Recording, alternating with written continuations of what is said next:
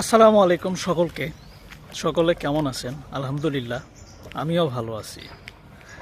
আচ্ছা, ক্যামেরাটা চালু করার আগে প্রথমেই তারিখটা দেখে নিলাম যে আজকে 13 তারিখ জানুয়ারি মাসের। আর এই তারিখটা একটা বিশেষ তারিখ আমার কাছে, আমার মনে হয়।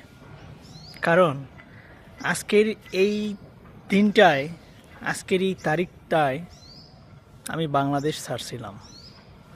আজকে আমার 16টা মাস চলে গেল এই মালয়েশিয়াতে।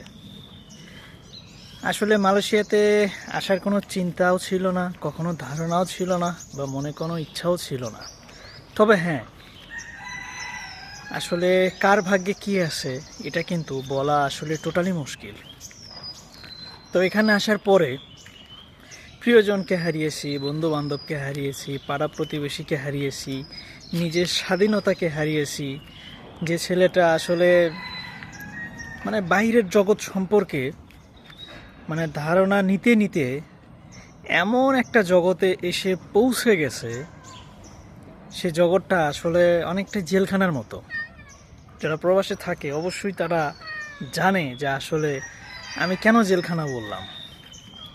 আর জেলখানা বলার উদ্দেশ্য বা কারণ হচ্ছে, এখানে নিজের স্বাধীনতা বলতে কিছুই নাই। এই যে তিলে তিলে তিলে তিলে যে আমার 16টা মাস চলে গেল প্রবাস জীবনে, আসলে সময়টা অনেক লম্বা মনে হলেও এই যে প্রবাসে আমি আসি, আমার কাছে কিন্তু খুব একটা বেশি দিন মনে হচ্ছে না। কারণ এখানে ডিউটি শেষ করে যখন রাত্রে যখন আমি ঘুমাতে যাই, ঘুমাতে যেয়ে যখন হুট করে ঘুম ভেঙে যায়, দেখি যে সকাল হয়ে গেছে।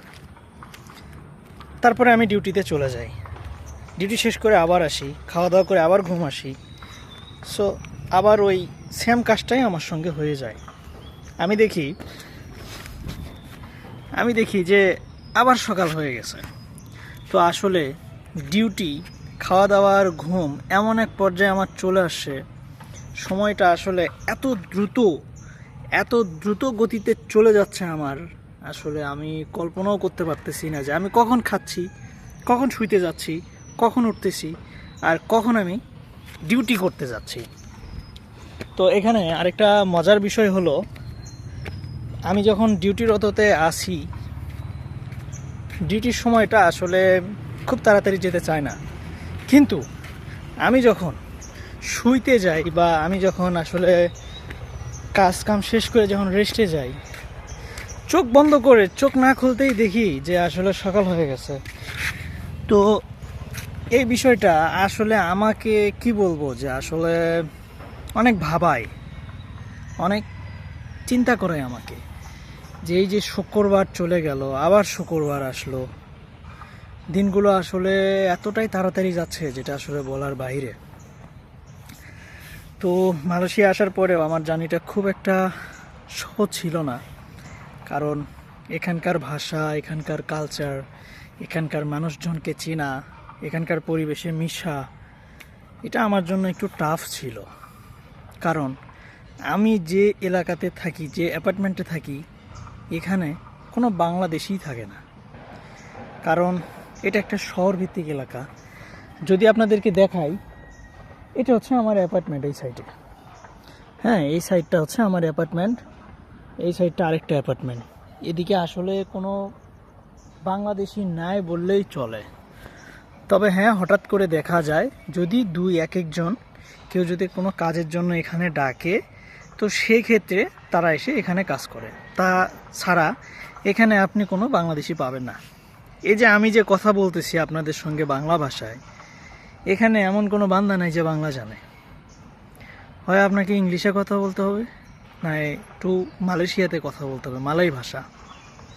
তো আলহামদুলিল্লাহ, মোটামুটি 16 মাস জার্নিতে আমি মোটামুটি 2টা ভাষাতেই কিছুটা পারি। আমি বলবো না যে আমি আসলে প্রপারলি ভাষাটা শিখে গেছি, তবে আমি চেষ্টা করি।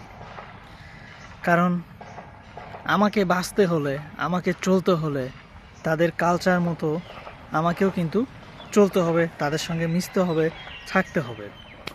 তবে একটাই আমার দুঃখ বা একটাই কষ্ট, যে এখানে আমার কোনো বন্ধু নাই, বা আমার সমবয়সী কোনো লোক নাই। তবে মাঝে মাঝে যখন আসলে আমার খুব একান্ত বা একান্ত গভীর যখন আমার মনে হয় বা আমার যখন খারাপ লাগে, কিছু সিকিউরিটি আছে গার্ড হাউস, হ্যাঁ, আপনারা যদি চান আমি আপনাদেরকে তাদের সঙ্গেও একদিন সাক্ষাৎ করাই দিব। তাদের সঙ্গে আসলে আমি একটু কথা বলি, কারণ তারা একটু হিন্দি বোঝে।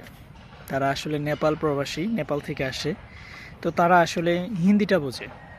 তো তাদের সঙ্গে হিন্দিটা বলে আমি একটু মানে বেটার ফিল করি আর কি। তো আসলে তাছাড়া আমার এখানে আসলে কথা বলেও আমি কোনো শান্তি কখনো পাই না কারোর সঙ্গে, কারণ বাংলা ভাষায় আমি যে স্বাচ্ছন্দ্য বোধ করি কথা বলার মধ্যে, বা আমার যে একটা ভালো লাগা তৃপ্তি যেটা আসলে কাজ করে, সেটা আসলে ইংলিশে কথা বলে বা মালয় ভাষায় কথা বলে সেই ফিলিংসটা, সেই শান্তিটা আসলে আমি কি বলবো, আমি আসলে পাই না। কেমন জানি আমার লাগে এক কথায়।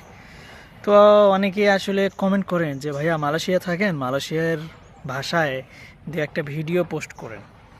তো আসলে এই পোস্টের কমেন্টে যদি 10 জন এই কমেন্টটা যদি করেন যে নেক্সট ভিডিও আপনারা মালয়েশিয়ান ভাষাতে চান, তো আমি অবশ্যই আপনাদেরকে মালয়েশিয়ান ভাষায় একটা ভিডিও বানাই দিব। ওকে, তেরিমা কাসি, ভালো থাকবেন সবাই। ওকে, আল্লাহ হাফেজ, আসসালামু আলাইকুম।